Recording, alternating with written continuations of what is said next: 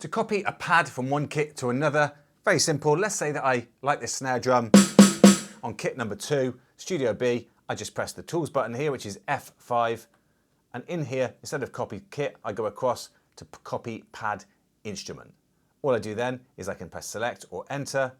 And it's asking me now, look, my source, and it's asking me, do I want to copy the snare? Do I want to take all of these little details here, which is basically everything, which is exactly what I want, but where do I want to put them? And so in destination, all I've got to do is I've got to say, where do I want to put it? Well, I want to put it on the snare drum again, rather than I could put it on a tom, but we don't want that. We want to put it on the snare drum, and it's just saying, well, what kit do you want to put it on? So all I've got to do then is go up and choose the other kit that I'm going to put it on. Well, I'm going to go up to my kits at the very end. I'm going to go to 195 loose, and I'm going to say copy there. And it's going to overwrite that kit.